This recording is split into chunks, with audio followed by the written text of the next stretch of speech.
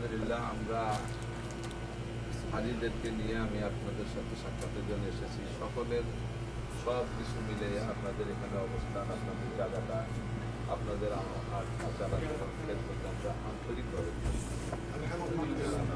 অন্ত শকর আদায় করি আল্লাহ পাকের দরবারে আলহামদুলিল্লাহ। আর সংক্ষিপ্ত কথা, যেহেতু দেশে আপনারা যেতে পারে না, ইউটিউবের মাধ্যমে সব বয়ানে আমাদের চলে আসে, যারা বয়ান শোনেন ইনশাআল্লাহ।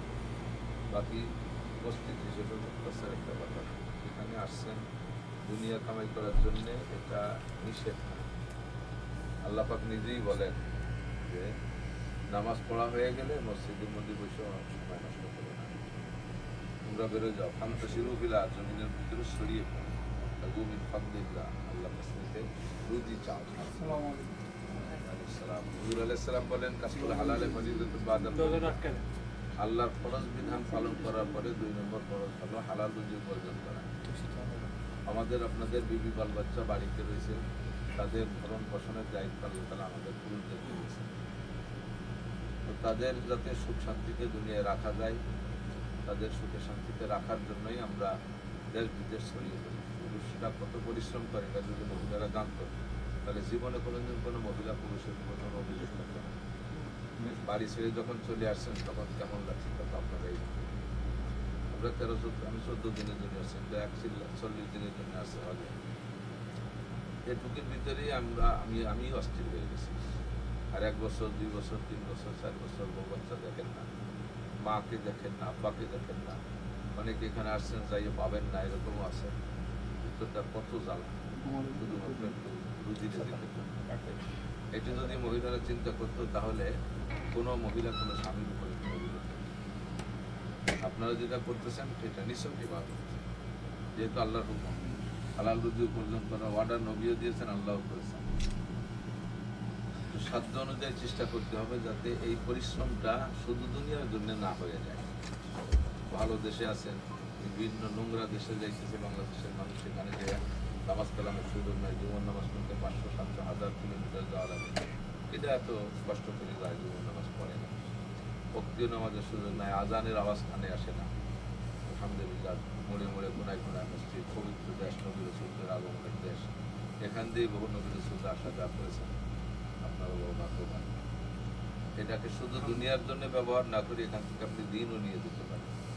দেখে ভালো লাগছে, এখানে বাধ্যতামূলক করলেও নামাজ পড়া লাগে, যেভাবে নামাজটা পড়া লাগে। 5 ওয়াক্ত নিয়মিত নামাজ পড়বেন, হালাল রুজি উপার্জনের জন্য সাধ্য অনুযায়ী চেষ্টা করবেন।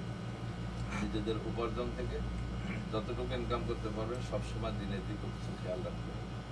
যখন যেমন হয়, এটা এখানে বসে হোক, দেশে কোনো প্রতিষ্ঠান থাকুক, মসজিদ মাদ্রাসা থাকুক, গরিব মিসকিন থাকুক, তখন আপনারা খেয়াল রাখবেন। আর সকলে বিবি বাল বাচ্চার চাইতেও মোকাদ্দাম আগে অ্যাডভান্স আব্বা মা। যদি কারো আব্বা মা থাকে, আব্বা মার সাথে সুসম্পর্ক ঠিক রাখে। আব্বা মা চোখে ফাঁকি দিয়ে হাজারো লাখো কোটি টাকা ইনকাম করলে ওই টাকার মধ্যে বরকত থাকে। এটা বোঝা যায় না, পারিবারিক কোনো দ্বন্দ্ব থাকতে পারে, কিন্তু আব্বা মার সাথে কোনো দ্বন্দ্ব জানায় না। আমি শাশুড়ির পেটে জন্ম নেই, আমি বড় হয়েছি শাশুড়ির দুধ খেয়ে না। আমি স্ত্রীর পেটে জন্ম নেই, তারা আমার সাথে সম্পর্ক হইতে পারে। আমি দুনিয়ায় আসছি যাদের মাধ্যমে, আব্বা মা যাদের দুধ খেয়ে বড় হয়েছি, যে আব্বা মা কষ্ট করে বড় হয়েছে, তাদেরকে ভুলে যাওয়া এটা চরম নেমো খারাপ। এই জন্য সর্বাবস্থায় বিদেশে থেকে যা কামাই রোজগার করবেন আব্বা মাকে জানাবেন, আব্বা মার সাথে সম্পর্ক রাখবেন, তাদের হাতে টাকা দিয়ে তাদের খুশি রাখবেন। ওনাদের হাতে টাকা গেলে টাকা আপনার হাতেই ফেরত দেবেন। এই টাকাতে যে টাকা কাজ করবেন, টাকায় যা আসে না। আব্বা মার সব ফাঁকি দিয়ে শ্বশুর শাশুড়ির খুশি রেখে টাকা যেখানে লাগাবেন, ওটা কারুনের সম্পদের মতো নিচে চলে যাবে, একদিন আপনি খালি হাতে। এই জন্য এদিকে খুব সতর্ক থাকে। আর লোক বিদেশে আসেন, মনটা সবসময় ছোট থাকে, পরের দেশে এর আকামা আছে, এর নাই, অনেক দুশ্চিন্তা অনেকেই আসেন। এই হেরেম শরীফে কালকে 3 জন আলেম আমার সাথে দেখা, মুখ ছোট হয়ে গেছে। একজন তো আগের দিন খাবারই না, এসে আমার দুপুরে খানা, আমার হাজিদের খানা থেকে একখানা তারা খাওয়া দিয়েছে। মনে হয় যেন 2 দিন তো খায় না, এত কষ্টে আছে। এসে আমার বলতে, আপনার তো পরিচিত লোকের অভাব নেই, আমি একটা চাকরি করে যাই। একজনের জন্য যোগাযোগ করে দিচ্ছি। বহুত কষ্টে আছে অনেকে। এই কষ্টের ভিতরে থেকে আপনারা ইমানকে ঠিক রেখে ইনশাআল্লাহ পরিশ্রম করতে থাকেন, আপনাদের দোয়া আল্লাহ কবুল করবেন। আমরাও দোয়া করি যেন দেশের জন্য নিজেদের জন্য কিছু করে দিতে পারেন।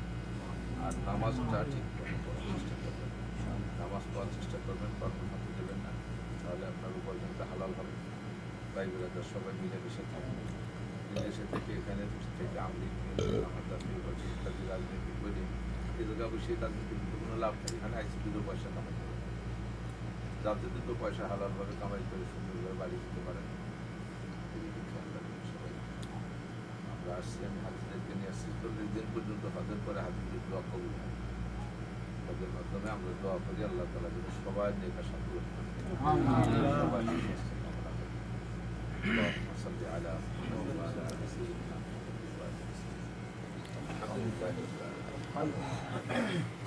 ربنا ظلمنا أنفسنا وإن لم تغفر لنا وترحمنا لنكونن من الخاسرين.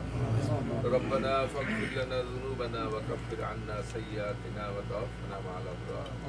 ربنا هب لنا من أزواجنا وذرياتنا قرة أعين واجعلنا للمتقين إماما. اللهم لا تدع لنا ذنبا إلا غفرته ولا هما إلا فرجته ولا دينا إلا قضيته